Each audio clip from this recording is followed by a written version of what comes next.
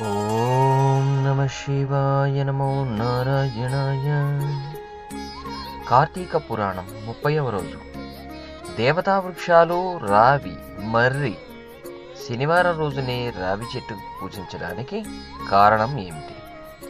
కార్తీక మాసంలో ప్రాతస్నానం, శివకేశవ ఆరాధన, దీపదానం, ఉపవాసం, జాగరణ విశేషమైన పుణ్యఫలాలను ఇస్తాయి.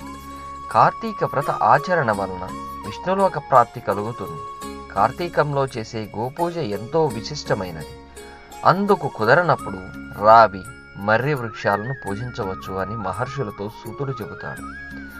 అయితే రావి, మర్రి వృక్షాలు ఏ విధంగా దేవతా వృక్షాలుగా చెప్పబడుతున్నాయో సెలవీయమని మహర్షులు కోరుతారు. అప్పుడు సూతుడు ఇలా చెప్పడం మొదలు పెడతాడు. కైలాసంలో పార్వతీదేవి, పరమేశ్వరులు ఏకాంతంగా ఉంటారు. అదే సమయంలో వారి ఏకాంతానికి భంగం కలిగిస్తూ దేవతలు వస్తారు. తమ ఏకాంతానికి భంగం కలిగించిన దేవతల పట్ల పార్వతీదేవి ఆగ్రహావేశాలు వ్యక్తం చేస్తుంది.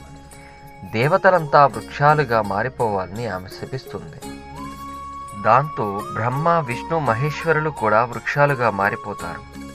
పలాస వృక్షంగా బ్రహ్మదేవుడు, రావి వృక్షంగా విష్ణుమూర్తి, మర్రి వృక్షంగా పరమశివుడు మారిపోతారు. బ్రహ్మకు పూజార్హత లేని కారణంగా విష్ణు స్వరూపంగా రావి, శివస్వరూపంగా మర్రి పూజలందుకుంటున్నాయి.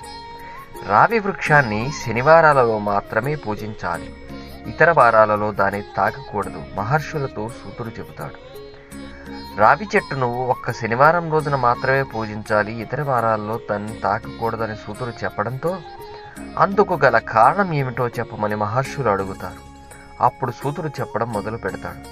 క్షీరసాగర మదనం జరిగినప్పుడు ఎన్నో విలువైన వస్తువులు బయటపడ్డాయి. లక్ష్మీదేవిని, కౌస్తుభమణిని శ్రీ మహావిష్ణువుకు సమర్పించిన దేవతలు మిగిలినవి తాము తీసుకుంటారు. లక్ష్మీదేవిని విష్ణుమూర్తి వివాహం చేసుకోవాలని అనుకుంటాడు. అయితే తనకి ఒక అక్కయ్య ఉందని, జ్యేష్ఠకు వివాహం కాకుండా తను పెళ్లి చేసుకోవడం సరికాదని లక్ష్మీదేవి అంటుంది. తనని వివాహం చేసుకోవాలంటే జ్యేష్ఠకు మంచి సంబంధం చూడమని కోరుతుంది. దాంతో విష్ణుమూర్తి ఉద్దాలకుడు అనే ఒక మునితో జ్యేష్ఠ వివాహాన్ని జరిపిస్తాడు. ఆ తరువాత జ్యేష్ఠను వెంట పెట్టుకుని ఉద్దాలకుడు తన ఆశ్రమానికి వెళతాడు. ఆశ్రమం లోపలికి రాకుండా జ్యేష్ఠ ఏడుపు మొదలు పెడుతుంది.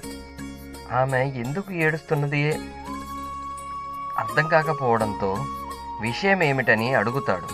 అనునిత్యం వేదాలు వినిపించే చోటన, యజ్ఞయాగాలు జరిగే చోటన, గురువులు, పితృదేవతలు పూజించబడే చోటన ఉండడం తనకి ఎంతమాత్రం ఇష్టం ఉండదని జ్యేష్ఠ చెబుతుంది.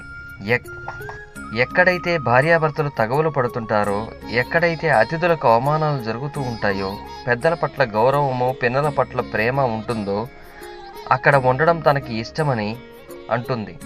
అలాంటి ప్రదేశంలో తనని ఉంచడానికి ప్రయత్నించమని కోరుతుంది. ఆ మాటకు ఉద్దాలకుడు అయోమయానికి లోనవుతాడు. నిదానంగా తేరుకొని ఆమెకి ఇష్టమైనటువంటి ప్రదేశం ఎక్కడ ఉందో చూసుకుని వస్తాను అని చెప్పేసి ఉద్దాలకుడు వెళతాడు.